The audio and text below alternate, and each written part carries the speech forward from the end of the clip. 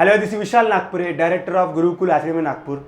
सो आज हम ऐसा टॉपिक देखने वाले हैं कि इस टॉपिक में जनरली हम देखते हैं कि 10th के बाद, जैसे अभी एग्जाम हो रही है बच्चों की 10th की, 12th के बाद और अंडर ग्रेजुएट जो स्टूडेंट्स हैं उनके माइंड में जनरली क्या रहता है। एक्चुअली हम देखते हैं कि 10th के बाद बच्चों के माइंड में चालू हो गया है आजकल कि हमें ग्रेजुएशन किस में करना है, हमें 11th-12th किस में करना है और उसके बाद हमें करियर किस में करना है। सेकंड 12th के बाद तो बच्चों के माइंड में पहले से आ जाता है कि हमें करियर किस में करना है, कौन सी फील्ड लेना है। और जो ग्रेजुएट्स जो ग्रेजुएशन में बच्चे हैं फर्स्ट या सेकेंड ईयर में, उनके माइंड में तो 100% रहता है कि हमें इस फील्ड में जॉब करना है। वो फिर प्राइवेट भी हो सकता है और गवर्नमेंट भी हो सकता है। लेकिन एक मेरा सजेशन रहेगा कि जो भी बच्चे फर्स्ट या सेकेंड ईयर में हैं या फिर 12th उनकी जस्ट एग्ज़ाम हो चुकी है और 10th जिनकी एग्ज़ाम हो चुकी है, उन्होंने सबसे पहले काउंसलिंग करो। और अगर आपको काउंसलिंग करना होगा तो गुरुकुल एकेडमी नागपुर में आप आ सकते हो। और मैं सबको यही बताता हूँ कि आपके लाइफ के 3 गोल्स होने हैं। 3 गोल्स, आपके लाइफ के 3 ही गोल्स हर बार रहने चाहिए। अगर ये 3 गोल्स आपको अगर मिल गए तो आपकी लाइफ सफल होगी, समझ लो। वो 3 गोल्स कौन थे हम देखेंगे। सबसे पहले देखते हैं कि हमारे जो स्लाइड है, हमें इसमें क्या पता है कि जो 10 के जो बच्चे हैं, 12th है और जो अंडर ग्रेजुएट स्टूडेंट्स है, उनके लिए यूपीएससी, आईएएस, आईपीएस, आईएफएस हम बाद में देखने वाले हैं। लेकिन सबसे पहले हम देखेंगे हमारे गोल्स कौन से हैं। तो हमारे 3 गोल्स हर बार रहने चाहिए। उसमें अब सबसे फर्स्ट में रखूंगा मनी। देखो, मैं अगर जब किसी बच्चों को पूछता हूँ कि आपको क्या चाहिए लाइफ में, क्या कमाना, तो पैसा। लेकिन कुछ बच्चे बोलते हैं नहीं सर, हमें रिस्पेक्ट भी चाहिए।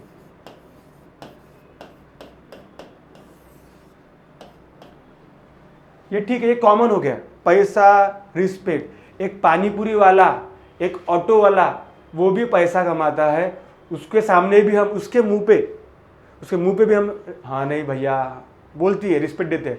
पानीपुरी वाले को, भैया को हम भी रिस्पेक्ट देते ही है, पैसा कमा रहा है ना। पैसा आता थोड़ी फॉर रिस्पेक्ट आती है। मेरा आईटी इंजीनियरिंग हो चुका है तो पैसा, फॉर एग्जाम्पल मेरे दोस्त जो आईटी वाले हैं वो भी पैसा कमा रहे हैं, रिस्पेक्ट उनको भी मिल जाएंगी। लेकिन एक चीज़ जो है वो किसी को नहीं मिलेगी, उसका नाम है पावर। और ये बहुत ज़्यादा इम्पोर्टेंट है, ठीक है। और मैं बच्चों को यही बोलता हूँ हर बार कि जो 10th के बाद, 12th के बाद और फर्स्ट या सेकेंड जो बच्चे हैं, उनको हर बार बोलूँगा कि आपके 3 गोल्स होने चाहिए।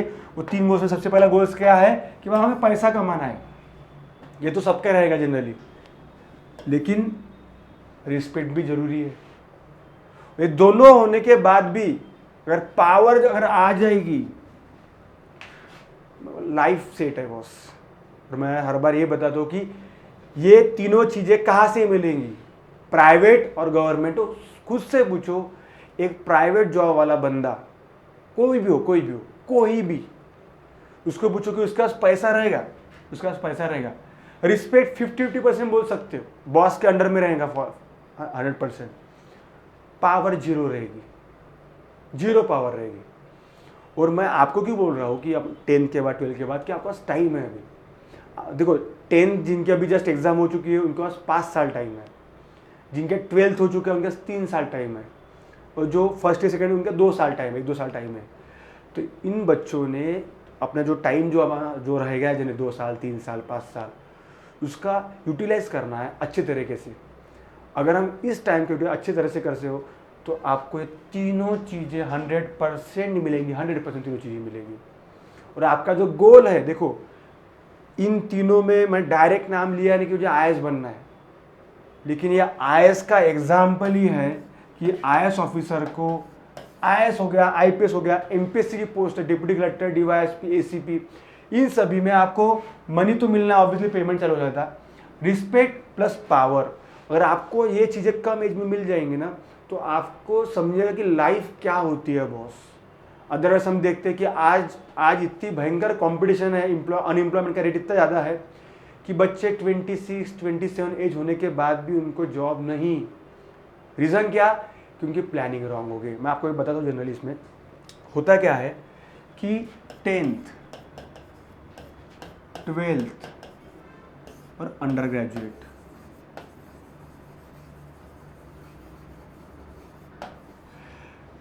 इन तीनों को अभी टाइम बहुत है।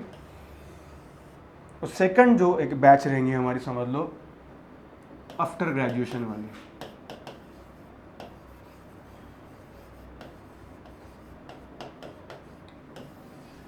तो हमें ये देखना है अभी कि 10th 12th और अंडर ग्रेजुएट्स, इनका फायदा ऐसा है कि इनका टाइम बहुत है, इनका टाइम बहुत है। और हमारे गुरुकुल में 3 ईयर की बैच, 5 ईयर की batch, that is foundation batch,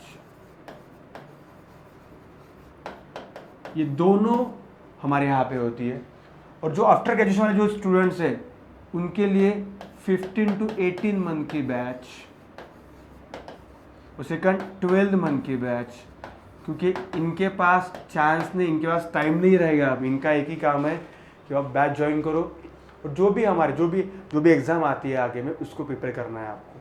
लेकिन ये जो बच्चे हैं जो 10th में जिनकी जस्ट एग्ज़ाम हो चुकी है, 11th में क्या करते हैं बच्चे जनरली, क्या करते हैं 11th में, 1 साल क्लास करो, थोड़ा सा टाइम आपको मिलता है एग्ज़ाम के लिए, आप लीव ले सकते हो, उसके बाद फिर से क्लास ज्वाइन कर सकते हो। 12th के बाद तो करना ही है, 12th के बाद तो 90% बच्चों ने करना ही है। अच्छा नहीं सर, हमें 10th के बाद 12th के बाद सर हमको जेई नीट वगैरह करना है। मैं बता रहा हूँ आपको एक बात, जनरली मैं आपको वो बता देता हूँ जनरली कैसे रहेगा कि कुछ बच्चों कह रहे सर हमको 10th के बाद 12th के बाद सर हमें ये 10th के बाद नीट के क्लासेस कुछ तो जनरली रहती है ना, नीट जेई जो भी ठीक है, जो भी 12th के बाद इंजीनियरिंग, डॉक्टर, मेडिकल के लिए यहाँ पे नंबर लगाने तो बीएससी, यहाँ पे नंबर लगाने तो बीसीए, बीए, बीकॉम, जो भी है, जो भी है, ये सब फील्ड है। आपने कभी किसी को पूछा क्या इन लोगों को कि आपका फॉर एग्जाम्पल नीट होने के बाद आपको मेडिकल में एडमिशन, जेई के बाद इंजीनियरिंग में एडमिशन मिलेंगे, आफ्टर 12 के बाद ये सब होने के बाद आप क्या करने वाले हो? तो आपको 2 ऑप्शन मिलते हैं, एक private job, second government job.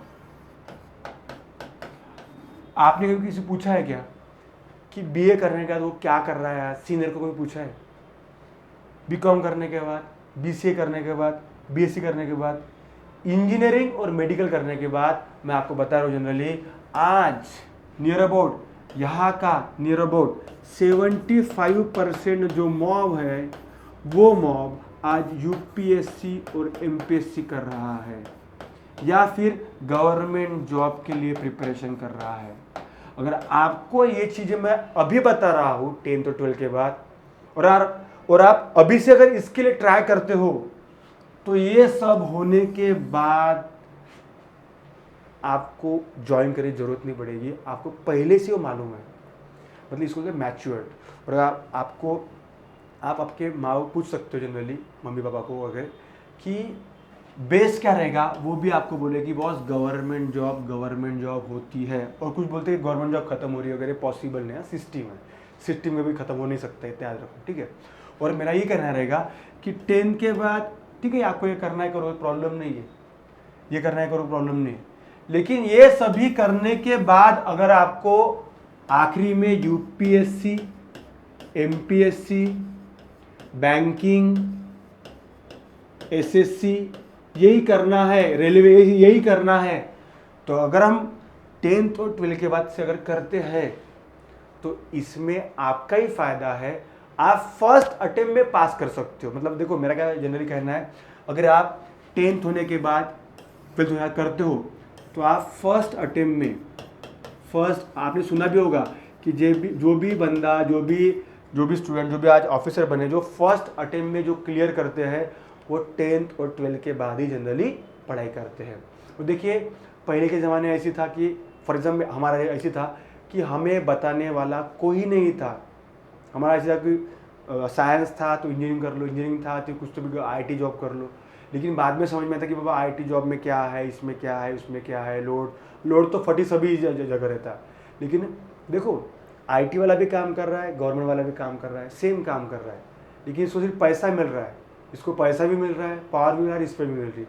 तो स्मार्ट वर्क करो ना, इसमें स्मार्ट रहो, स्मार्ट वर्क करो कि हमें 10 के बाद क्या करना है, 12 के बाद क्या करना है। बच्चों का हर बार ये एक ही प्रॉब्लम ये जाता है कि बच्चों को सजेशन देने वाले कोई तो भी अलग कुछ तो भी ये भी बताएंगे वो बताएंगे, और बच्चे जो है जनरल स्टूडेंट जो है एक कंफ्यूज माइंड में रहते हैं कि सर हमें ये करना है कि ये करना है। तो मैं आपको वो बताया कि अगर आपको कुछ इशू होता है कि 12 के बाद क्या करना है, 10 के बाद क्या करना है, तो नागपुर में झांसी रानी चौक यहाँ पे गुरुकुल आर्ट्स एकेडमी का ऑफिस है, आप जो मुझे कॉल करके विजिट कर सकते हो, ठीक है। और जनरली ऐसा रहता है जनरली बच्चों की, अगर मैं आपको ये कहा कि ये तीनों चीज़ें इंपॉर्टेंट है आपको सब, मैं डायरेक्ट बोल रहा हूँ। जनरली पैसे के बारे में ज़्यादा बात जॉब करते हैं, लेकिन जॉब इसके लिए करते जनरली अपन, मनी इम्पोर्टेंट है, रिस्पेक्ट उससे ज़्यादा इम्पोर्टेंट है, और उससे ज़्यादा इम्पोर्टेंट है पावर। तो मैं आपको यहाँ पे बताऊँगा जनरली कि गवर्नमेंट जॉब में IAS नहीं बोल रहा आपको, अगर आप MPSC से डिप्टी कलेक्टर के लिए भी करते हो, असिस्टेंट कमिश्नर ऑफ पुलिस के लिए करते हो, और ऐसा नहीं कि बन नहीं सकता, ऐसा नहीं है। अभी क्लास के जो बच्चे हो क्लास 1 ऑफिसर भी बने हैं, महाराष्ट्र टॉपर है ASO करके। तो क्लास के जो बच्चे मैक्सिमम जो मेरे अंडर में रहते हैं, खुद मैं पढ़ाता हूँ यहाँ पे बच्चों को क्या करना है, ऐसे नहीं कि फैकल्टीज रखी है पूरी, ऐसा नहीं रखा है। क्योंकि मेरे नाम से जब बच्चे आते तो वो मेरा काम है कि उनको अच्छे से सजेशन देना या फिर जो भी गाइडेंस करना, ठीक है। तो समझ गए सभी को।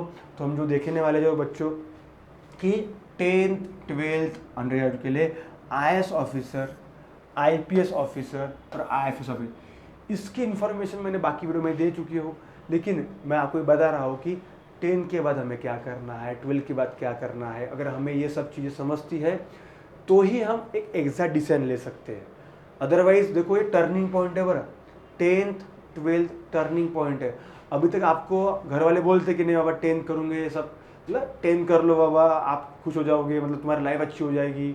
मराठीमध्ये म्हणतात आमच्या ह्याच्यामध्ये 10वी झाली की बाबा टेन्शनच नाही, 12वी टेन्शनच नाही, असं नहीं है। हाँ ऐसा नहीं है। 10th होने के बाद 12th होने के बाद एक्चुअल तुमको लाइफ समझ में आ जाएंगे कि एक्चुअल अभी क्या है। 10th और 12th कुछ भी नहीं था, अभी क्या है। और मैं बता दूँ जो भी 99% है ये वो मैटर करता नहीं, यहाँ पे परसेंट भी मैटर करते नहीं, यहाँ पे सिर्फ कुछ चीज़ें मैटर करती है।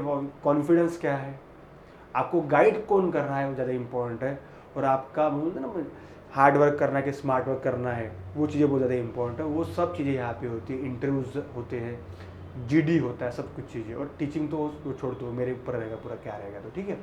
तो इस तरह से हम देखने वाले बच्चों कि 10th और 12th के बाद हमें इस तरह से सभी चीज़ें करनी है। ग्रेजुएशन करते करते हम UPSC किस तरह से कर सकते हैं वो भी हमें समझना चाहिए। अगर हम UPSC करते हैं, IAS के लिए करते हैं, तो हम इजीली प्रिपेयर कर सकते हैं। अगर हम आफ्टर ग्रेजुएशन करते हैं प्रॉब्लम नहीं कर सकते हो बाद में भी, लेकिन आपको उतना टाइम लगेगा 3-4 साल, क्योंकि वास्ट सिलेबस वास्ट है। और मैं आपको वही कहा कि अगर आपको लग रहा है कि नहीं सर मुझे इंजीनियरिंग करनी है, मुझे ये करना है, मुझे वो करना है, मुझे ये करना है, मैं आपको क्या कहा कि इंजीनियरिंग करने के बाद भी बच्चे जो है वो नीट हो गया, इंजीनियरिंग हो गया, मेडिकल हो गया, BSc BC हो गया, ये सब करने के बाद भी बच्चे क्या करते हैं जनरली UPSC और MPSC। क्लियर है आपको? तो इस तरह से हमारे क्लासेस चलेंगे दोस्तों। और आपको और कुछ भी प्रॉब्लम होता है तो आप डायरेक्ट मुझे कॉल कर सकते हो, ठीक है। मैं आपको आपका मेरा नंबर भी सेंड कर देता हूँ इसमें, ठीक है।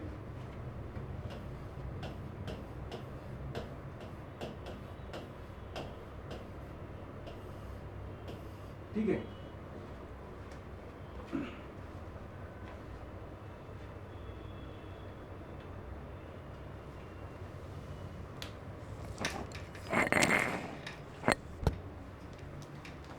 तो आपको इस नंबर पर कॉल भी करना है दोस्तों, ठीक है।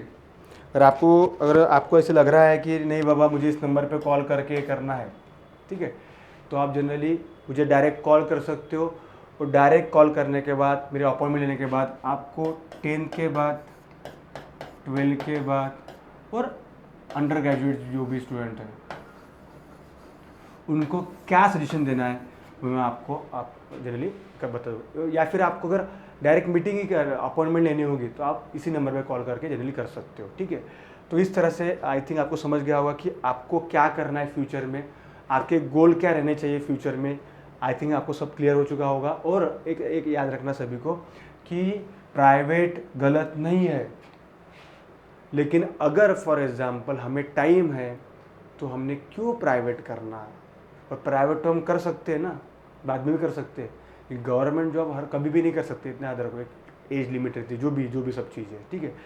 तो आई सबको समझ गया होगा कि इंजीनियरिंग मेडिकल करने के बाद BCA BSc के बाद गवर्नमेंट जॉब के लिए जाना है, बाद में जाना है, तो अगर हम अभी से प्रिपेयर करते हैं तो वो हमारे लिए ही बेटर रहेगा।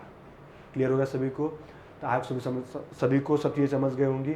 और आपको कुछ इश्यू होता है तो आप, मेरा नंबर आपको दिया है मैंने, और आपको गुरुकुल एकेडमी नागपुर, यहाँ पे झांसी रानी चौक, यहाँ पे हमारा एड्रेस है।